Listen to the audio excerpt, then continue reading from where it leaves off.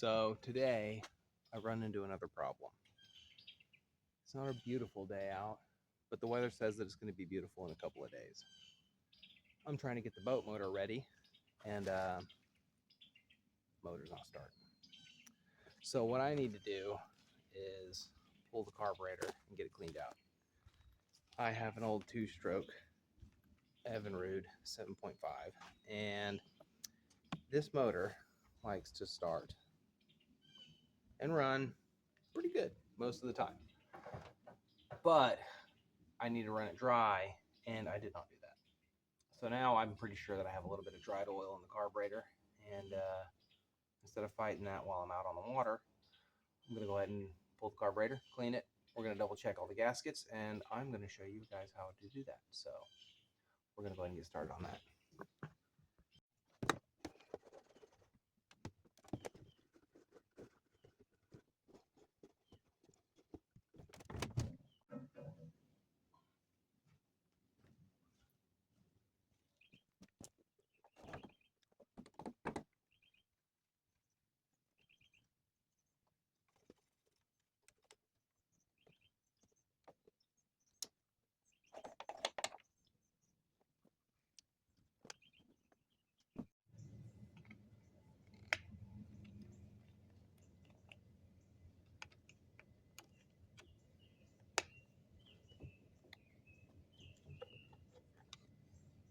First thing is going to be taking off this dust cover. There's just two screws in the top of that. I don't know if you can see it on the camera, but there's one in this little dip and then one on the outside. You can see them pretty easy. If you got the same motor, it'll look real good.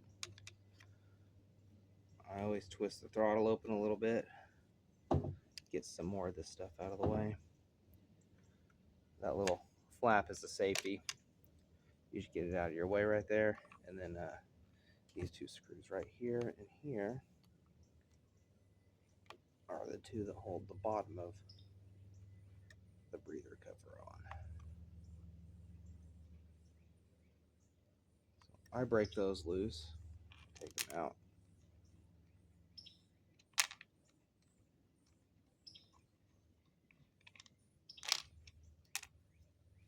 And then right here on the front, lean and rich switch, I always try and make sure it's pretty much set to the center. That way I can just barely adjust it if I need to. So I'm going to go ahead and turn it straight down. And then I'm going to take and pull that out.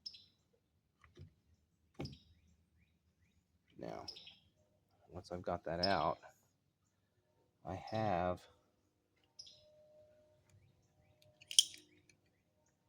a little mark right here on top.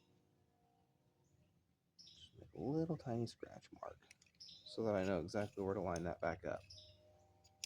And that's right here on top of this little brass needle. Once I get that done, on the back side of this, there's a little tiny O-ring that holds the choke needle in place so that when it opens and closes, it actuates the choke plate. So we'll pull the little O-ring off and push this pin out. Alright, I always try and put the O-ring back on the pin so that I don't lose it. Looks like that. Very small, very easy to lose track of. This whole lever comes out. I just set both of them aside. And then your air box is ready to come off. And just like that. Drop that screw and that washer back in there for the box. Alright. The next thing that has to come off is going to be your starter mechanism. That's going to be this pull string coil bit. There's a bolt on the top right here and another one over here on the back side. They're going to both be located here and here. Now these are 8mm bolts. I like to use a ratchet with a little swivel extension on there just because it gets me up over this plate. But it also helps tuck the socket underneath there because you can't really get in and out straight very easily. And that really just helps break it loose. Once you get them both loosened up, you can just about twist them out with your fingers. They break loose, and then it's ready to go just like that. Once you get the first one out, the second one, you just lift up on the whole plate assembly, but try not to pull it all the way out. That one's not all the way loose. So let's get that a little bit better. He's more agreeable now. I try my best not to let this thing come undone because it is a little bit of a pain in the butt to realign. And that much right there is out of the way. The main reason for taking that out, let's leave that in the hole where it goes, is to get to this screw on your throttle. This opens up your rear throttle door, and there's a screw right here on the side that we have to take out. It's a flathead, so we'll take that screw out, and then we'll be able to get to the 2 bolts holding it onto the intake.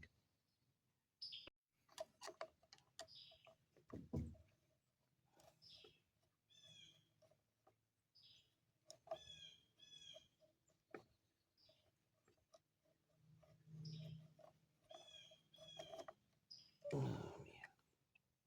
All right.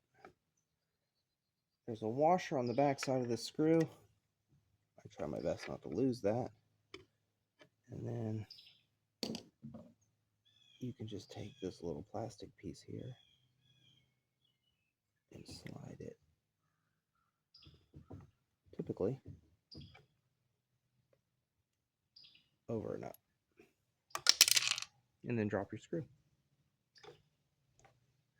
Because every fastener needs to be fished out of the bottom of this while you're doing it. That's the right way to do it. There we go. Screw in the washer.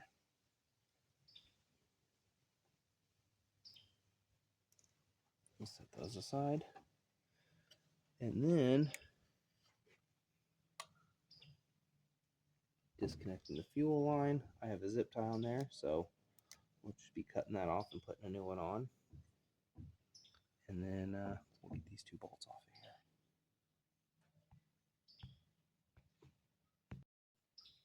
All right. This is going to be 7/16 nuts on the back of this carburetor. It takes a little bit of short work for it. Gotta flip the wrench a couple times.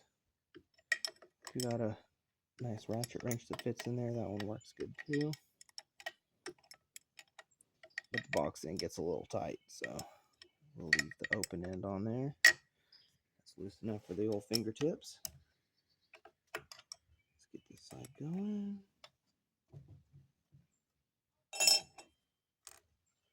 We'll drop that in the bottom too, because why not? Everything else is going down inside there. All right. That is all the steps to removing the carburetor. It's a little choke flap, the needle screw with the little center mark, our nut, our intake gasket, and I think our other nut down here. All right. Oh yeah. Looks a little gummy. There's definitely some oil residue around the gasket, the fuel line. The cool thing about 2-strokes is that the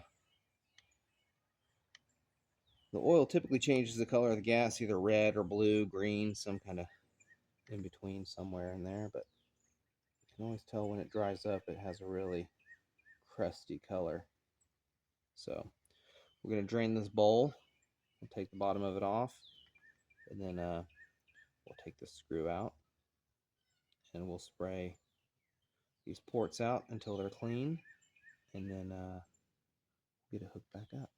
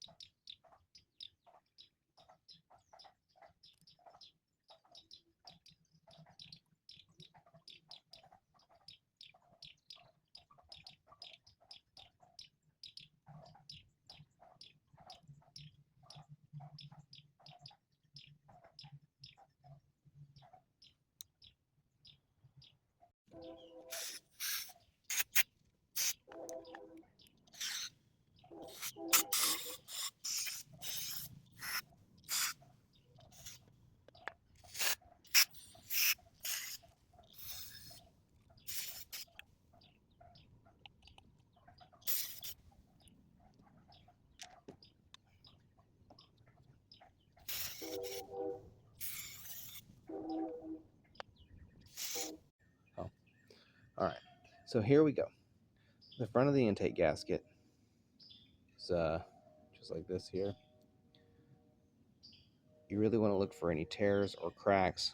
Now, I rebuilt this carburetor at the very beginning of the season, and this is a brand new gasket. This is the first time taking it off. In my experience with these older motors, especially with these little paper gaskets, you can usually get about 2 to 3 good uses out of them. Unless they've been tightened down and really dried out for a long time, we should be pretty good to reuse this one. I don't have any doubts that it'll reseal just fine for what we're doing with this motor. Also, the gasket on the fuel bowl is a nice rubber gasket. Doesn't have hardly any creases to it on that side, and this side just barely. No doubts that that's going to seal up just fine. So, we're going to go ahead and reuse these gaskets. And I think we're not going to run into any problems at all.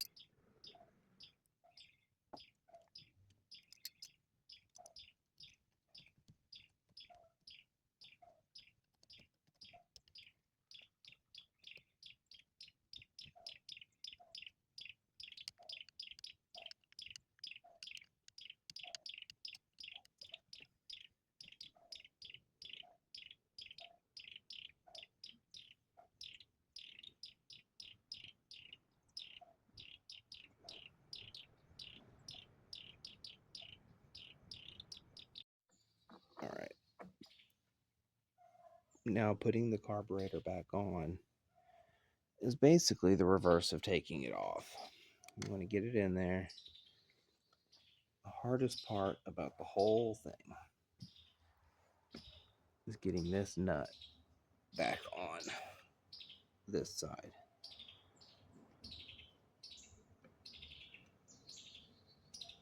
I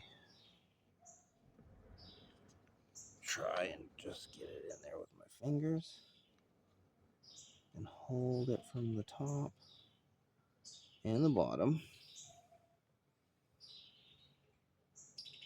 and then probably end up dropping it a couple times. Oh, no, maybe not. Maybe not. Try and keep it from falling. You give it a couple little twists. Nope, nope. I think I dropped it. Am I losing it? I'm losing it. Ugh.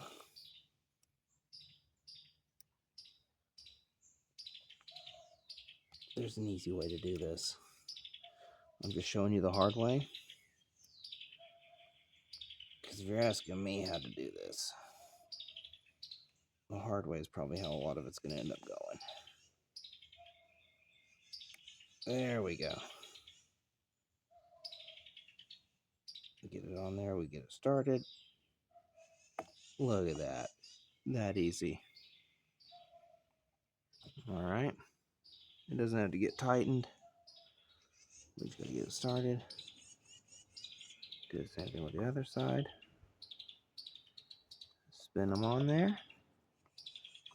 Try and keep my hands out of the way. Now with an intake bolt like this, I always try and snug them up a little bit with my fingers.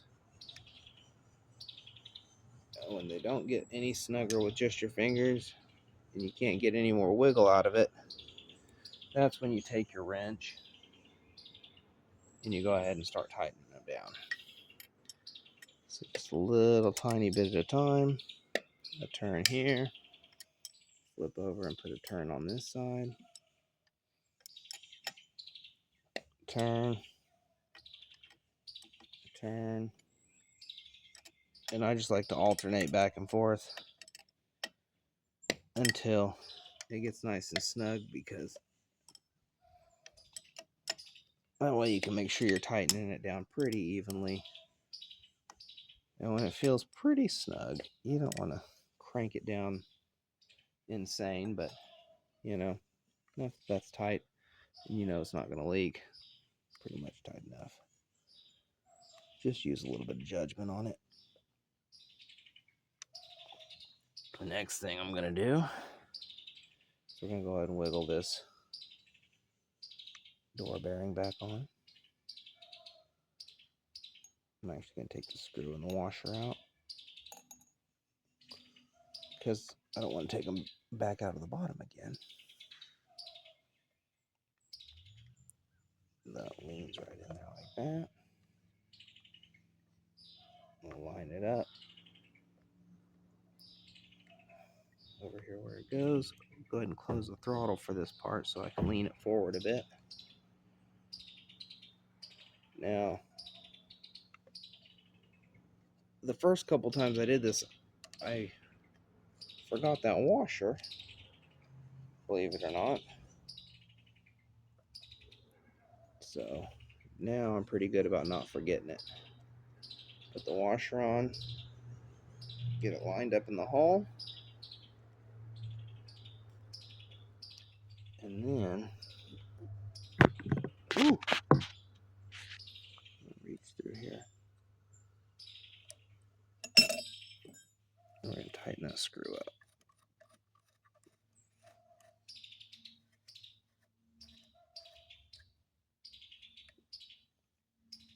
All right.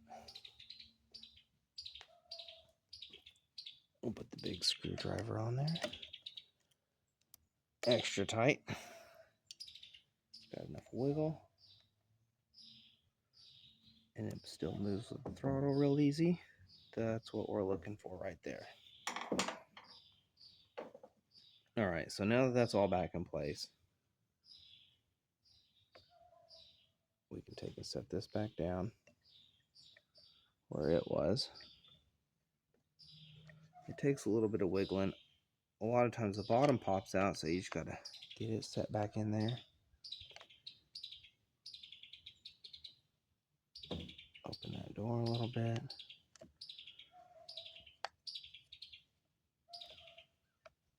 There's a pin that holds the string in. It's this long metal pin. It goes from top to bottom. There's a hole it slides into, but once you get it lined up, everything sits flat. And then you can start working your screws back in. Once you get one of them started, just take the extension,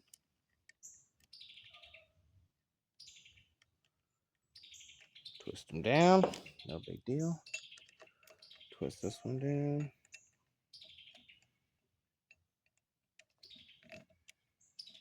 A little bit of wiggling.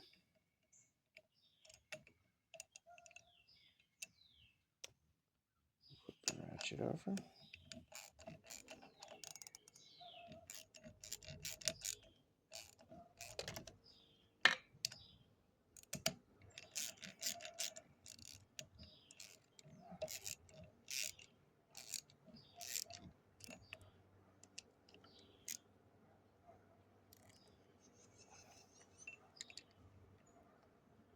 That's good to go. That's good to go. Everything's moving smooth. Nothing's binding up. Double check. We're good to go. Alrighty. The next thing I got to put on is the air box. You just slide it down here.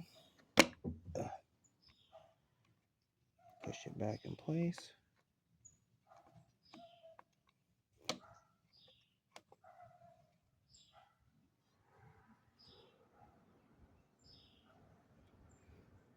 And get screws and washers put back in on that.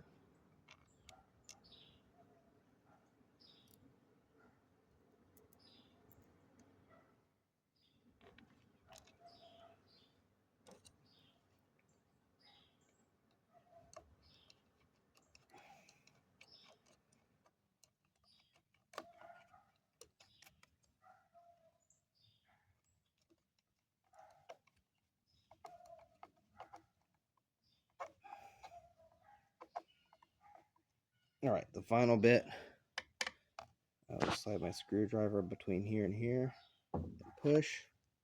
It helps if you got two of them. Make sure that it slides forward all the way and then tighten it down. you want a good seal on that box. Double check that my screw's sitting on the top. Put this back on, straight up and down on the front. The choke lever goes on next. That's the little pin and washer. Just pop that off of there.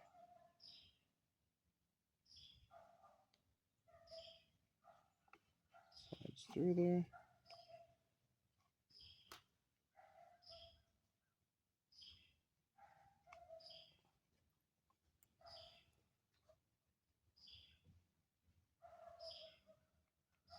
It's another thing that takes a little bit of wiggling.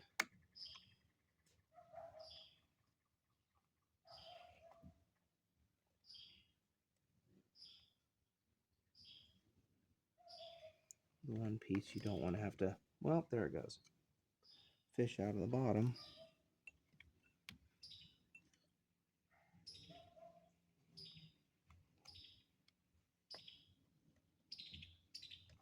Goes right on like that.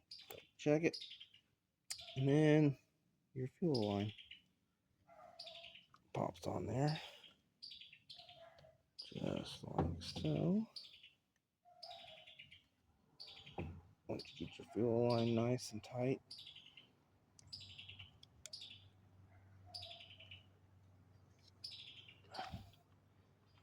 And you get the top reset. It's just 2 screws tightened back down and it's ready to go.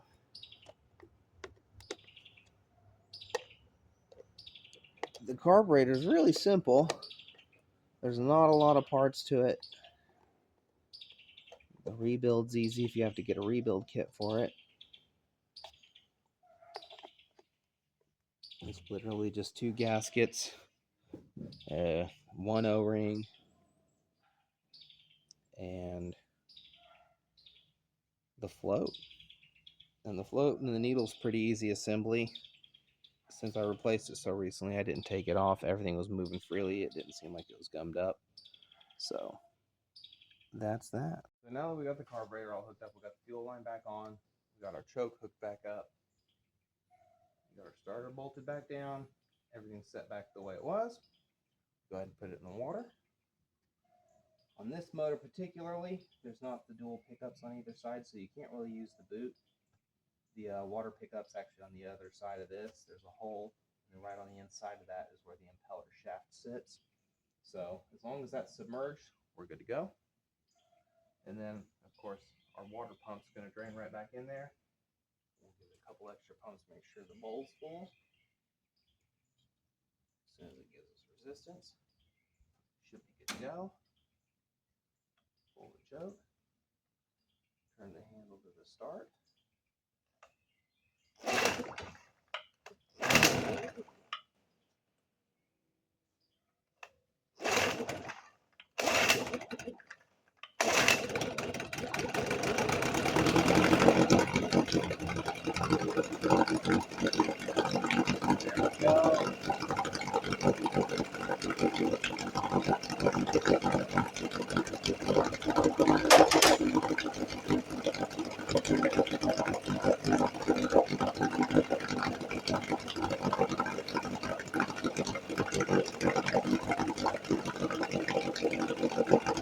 Now I'm going to go ahead and disconnect the fuel line and let that idle down. And as soon as that bowl's empty, we shouldn't have any more issues with it, you know, drying up inside the carburetor.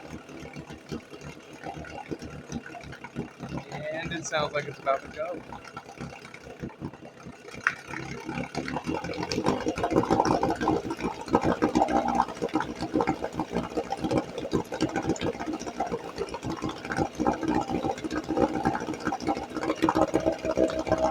Not. I think the boat's ready. We get this hook back up on the transom and we're ready to be doing some fishing.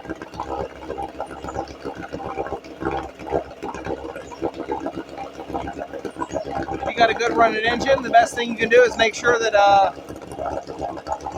you don't leave old gas in it.